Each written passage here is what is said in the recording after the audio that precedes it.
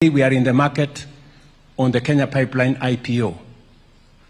Is going to democratize the ownership of a public asset like Kenya Pipeline. Today, you as an intern, you can buy shares in Kenya Pipeline. And I want to ask every Kenyan, with only 900 shillings, you can buy 100 shares of Kenya Pipeline. And you can continue and buy more and buy more and buy more.